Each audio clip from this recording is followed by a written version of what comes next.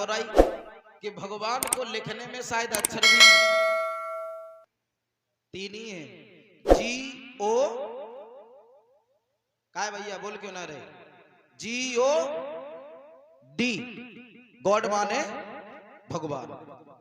और अगर भगवान की भक्ति नहीं करोगे और भगवान से अगर उल्टे चलोगे तो G-O-D की उल्टी कर दो तो क्या हो गया, D-O, और डॉग माने, मैं नहीं कहता हूं इस बात को, मैं नहीं कह रहा हूं, भगवान को लिखने में अंग्रेजी में तीन अक्षर आते G-O-D, और अगर भगवान के विपरीत चलोगे, भगवान से उल्टे चलोगे तो क्या हो जाओगे, D-O। देखो धर्म के देवी देवता तीन बताए, ब्रह्मा विष्णु और महेश।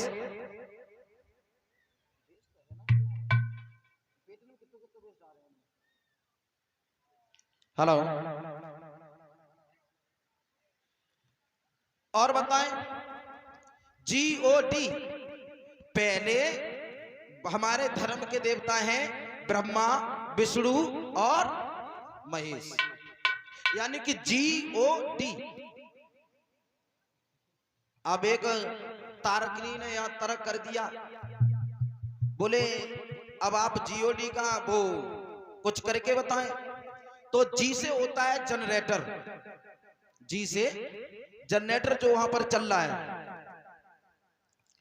जनरेटर का काम क्या है, बिजली को बनाना, यानी कि ब्रह्मा, जनरेटर का काम है बिजली का बनाना, यानी कि ब्रह्मा जी का काम है सृष्टि की रचना करना।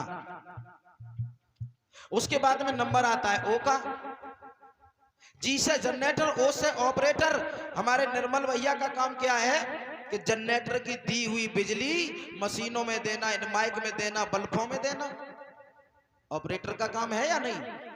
ब्रह्मा के बाद में नंबर आता है विष्णु जी का, यानी कि विष्णु जी का काम है, ब्रह्मा जी ने सृष्टि को रचाया और विष्णु जी ने उसका पालन पोषण करना शुरू कर दिया। उसके बाद में नंबर आता है डी का, अपने यहां नहीं है, बड़े बड़े सिटी में देख लेना, लाइट लगाने वाला ऑपरेटर कोई और आता है और हटाने वाला कोई और आता है। जी से जनरेटर, ओ से ऑपरेटर और डी से डिस्पैच यानी कि खत्म करने वाला।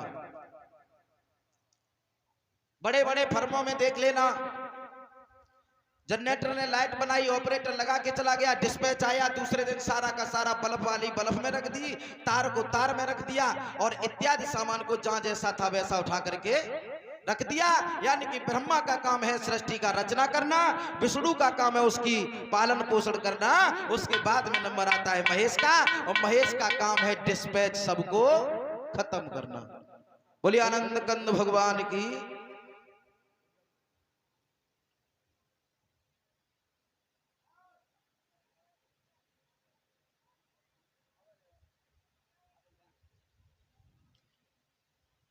तो अगर तीसरे दिन पे भी अगर चली गए तो भाई हमारा उद्धार हो जाएगा।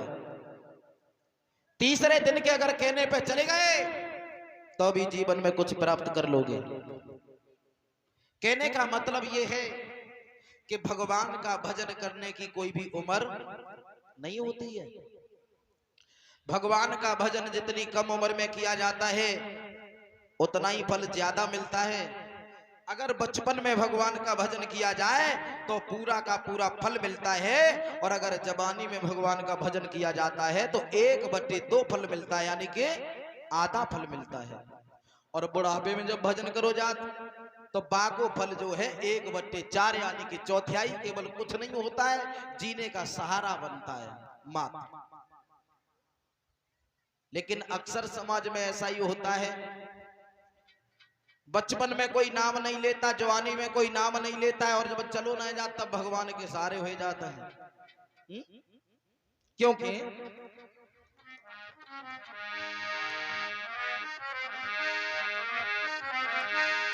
कि झुलनी में हो मन लागा हमारी पिया, झुलनी में हो मन लागा हमारी पिया।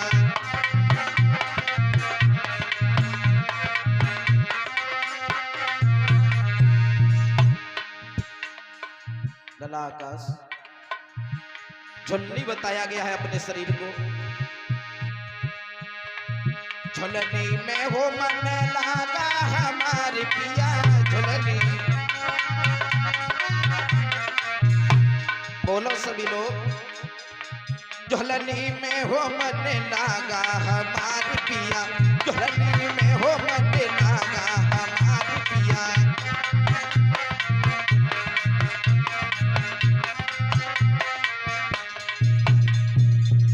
नहीं बोलते, क्यों नहीं बोलते? कि भगवान के दरबार में बैठने के बाद में बड़ा शर्म लगती है। लेकिन भैया एक बात आप भूल गए हो क्या? एक भजन कहता है कि तेल चमेली चंदन साबुन, परीक्षित जी, अरे तेल चमेली चंदन साबुन और चाय लगा लो सेंट, और जगत में कोई न परमानेंट, जगत में